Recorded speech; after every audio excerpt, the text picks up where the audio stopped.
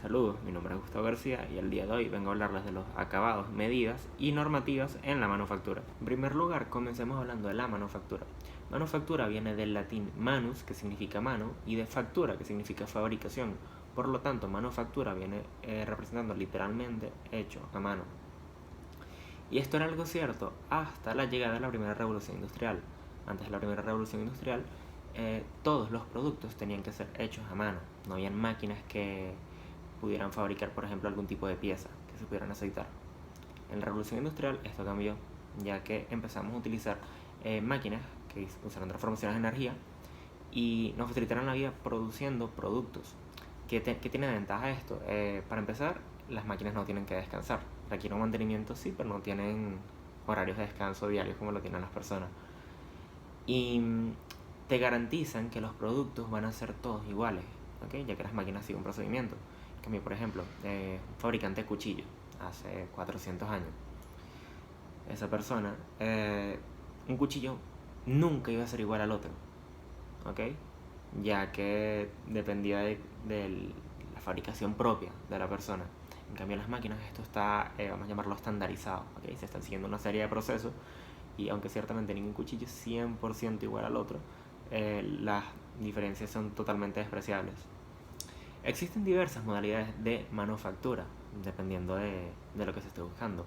Por ejemplo, podemos decir que existe una producción fija y una flexible, siendo la fija aquella producción en la que el producto es sumamente grande y es más fácil que se muevan las máquinas con respecto a él, por ejemplo, fabricando un barco.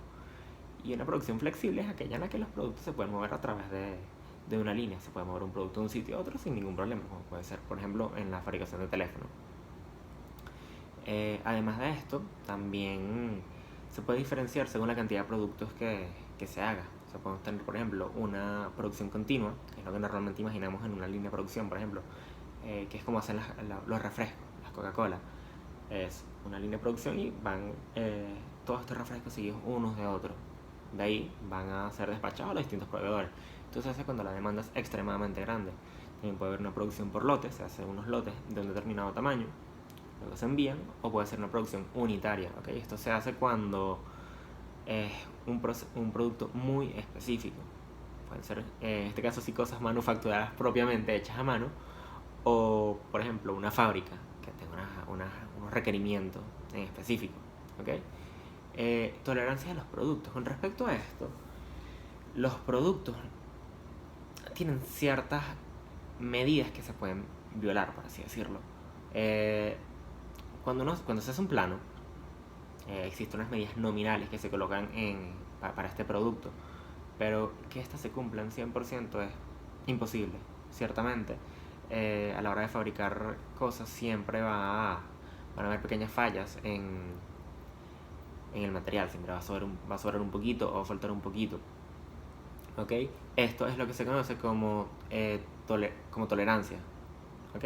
Y dependiendo del margen de tolerancia que sea aceptable para el producto, va a ser más caro o más barato. Por ejemplo, la fabricación de relojería implica tolerancias muy pequeñas, ¿ok? Ya que es algo que tiene que ser muy preciso. En estos casos, los productos suelen hacerse un poco más caros. En caso de que las tolerancias no sean tan importantes y se pueda mantener un margen más o menos alto de error, el precio suele reducirse. Y se busca normalizar y seguir parámetros durante el proceso de manufactura, de modo que se pueda tener siempre un resultado lo más parecido posible en todos los casos. En los procesos de manufactura es importante conocer con lo que estamos trabajando y qué es lo que deseamos, ¿ok? Para eso es necesario el uso de instrumentos de medición. ¿Qué hacen ellos? Ellos se encargan de medir magnitudes físicas, en muchos casos comparándolas. O sea, por ejemplo, en el caso de tener una regla, nosotros vamos a medir el objeto en cuestión, vamos a comparar la cantidad de líneas que tienen, y ahí estamos haciendo una comparación con un fenómeno físico real, ¿ok? Vamos a llamar eso un patrón de medidas, algo que veremos más adelante. Los instrumentos de medición tienen ciertas características que los hacen destacar, que los definen, ¿ok? Como puede ser, por ejemplo, la precisión. A la hora de precisión estamos refiriéndonos a la capacidad que tiene un instrumento de medir lo mismo en distintos intentos. Supongamos que queremos medir un objeto lo medimos 1, 2, 3, 4, 5 veces en caso que nos den lo mismo. Estamos hablando de un instrumento que es preciso. Luego tenemos la exactitud, y esta es como la relación existente entre la medida que obtenemos y la medida real del objeto. También tenemos la resolución, que es la mínima variación de la magnitud que es posible medir con el instrumento. Adelante tenemos la apreciación, eso es lo mínimo, el valor mínimo que se puede medir. Por ejemplo, volviendo al ejemplo de la regla, de 1 milímetro, lo que se puede medir, esa es la apreciación que tiene la regla. Y por último tenemos la sensibilidad, que es la relación existente entre el desplazamiento del indicador y la medida del objeto.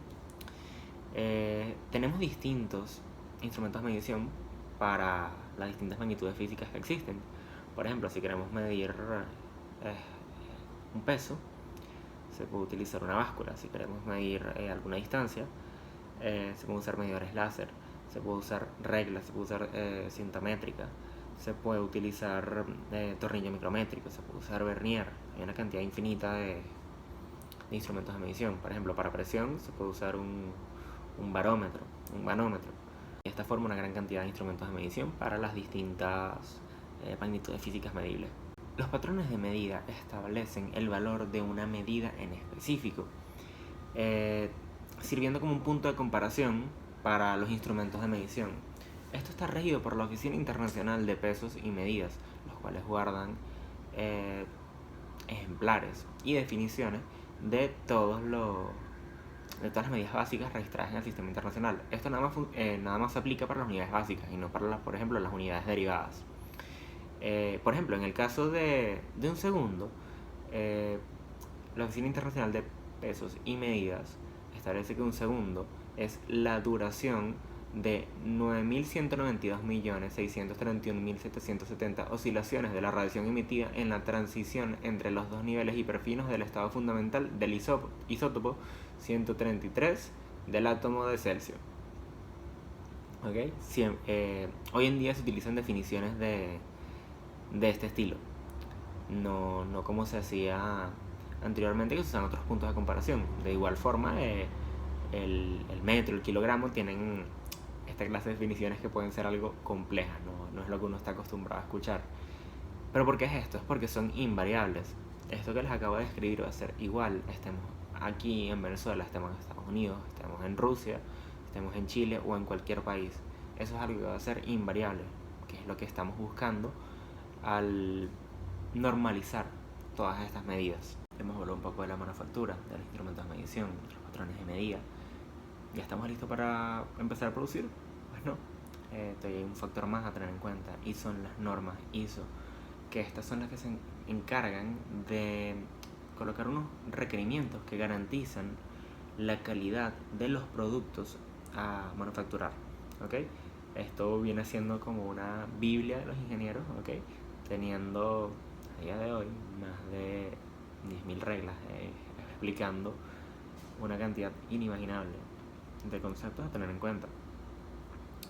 Las que nos compete en el día de hoy son, por ejemplo, las reglas ISO 9000, 9001 y 9004. Estas reglas ISO 9000, 9001 y 9004 hablan sobre los sistemas de gestión de calidad, ¿ok? Estando una enfocada en el vocabulario, otros en los conceptos y en formas de mejorar estos procesos, ¿ok? Además de eso, también hay otras normas a tener en cuenta, como pueden ser, por ejemplo, la norma ISO-M, ISO-P e ISO-N.